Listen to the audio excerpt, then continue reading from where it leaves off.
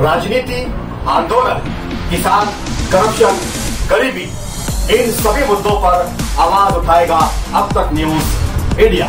सत्ता के आगे जब भी सवाल कमजोर पड़ने लग जाए तो सवाल उठाने पड़ते हैं।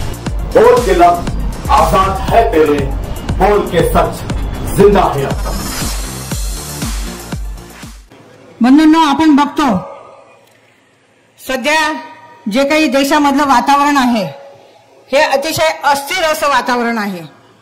अराजकता ही मोठ्या प्रमाणामध्ये वाढलेली आहे आणि दहशत, दडपशाही असं वातावरण या ठिकाणी संपूर्णपणे आहे।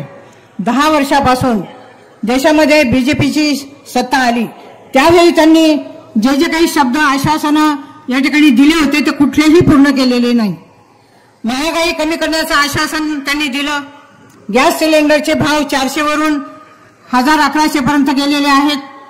त्याचप्रमाणे बेरोजगारी मोठ्या प्रमाणामध्ये वाढलेली आहे। युवकांच्या हाताला कामधंदा नाही। त्याचप्रमाणे पेट्रोल डिझेलचे काही दर आहेत ते देखील प्रचंड वाढलेले आहेत। नोटबंदीमध्ये अनेक बांधव त्या ठिकाणी सफर झालेले आहेत। आमच्या भगिनींना त्या ठिकाणी मनस्ताप झालेला आहे। त्यांचे पैसे त्यांना त्या ठिकाणी दाखवावे लागले, खर्च करावे लागलेले आहेत। आणि जे शेतकरी बांधव आहेत त्यांच्यावरती खूप मोठा अन्याय झालेला आहे। त्यांनी सांगितलं होतं की सत्तेत आल्यानंतर आम्ही संपूर्णपणे कर्जमाफी करू, शेतीमालाला दुगणा भाव देऊ असे आश्वासन त्यांनी दिलं होतं, परंतु ते त्यांनी पूर्ण केलेलं नाहीये। आपल्या शिंदखेडा परिसरामध्ये जे काही कापूस उत्पादक शेतकरी असतील, कांदा उत्पादक शेतकरी असेल, धान्य उत्पादक शेतकरी असेल, त्यांच्या शेतीमालाला कुठलाही भाव त्या ठिकाणी नाहीये आणि संतप्त शेतकरी त्या ठिकाणी झालेले आहेत। मी निश्चितपणे या ठिकाणी तुम्हाला आश्वासित करते की महाविकास आघाडीची सत्ता आल्यानंतर राहुल गांधींनी आणि महाविकास आघाडींनी जे काही 5 न्याय आणि 25 भरोसे त्या ठिकाणी दिलेले आहेत त्याची संपूर्णपणे पूर्तता ही निश्चितपणे होईल असं आश्वासन मी या ठिकाणी देते। त्याचप्रमाणे आमच्या महिला भगिनी इथे मोठ्या प्रमाणात आलेल्या आहे। महिला भगिनींना वर्षातून जी गरीब महिला असेल तिच्या खात्यामध्ये वर्षातून डायरेक्ट 1 लाख रुपये खात्यात जमा होणार आहे। त्याचप्रमाणे आमच्या अंगणवाडी सेविका, आशा वर्कर ज्या आहेत त्यांच्या मानधनामध्ये डबल वाढ होणार आहे।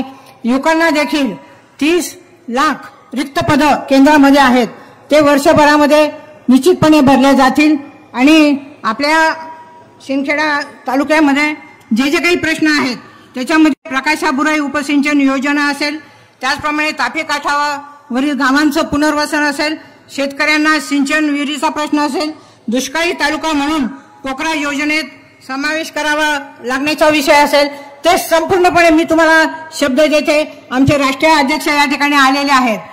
आपली सत्ता आल्यानंतर हे सर्व प्रश्न मी निश्चितपणे आपल्याला सोडवेन असं आश्वासन देते, कारण मी नाशिकमध्ये आमदार आणि महापौर म्हणून काम केलेलं आहे।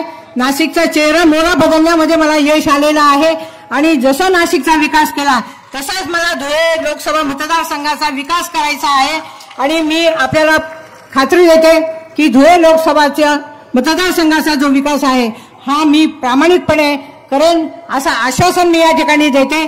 आणि आपल्या सर्वांना मी विनंती करते की 20 मेला आपलं निवडणूक आहे। आपण माझा अनुक्रमांक 2 आहे।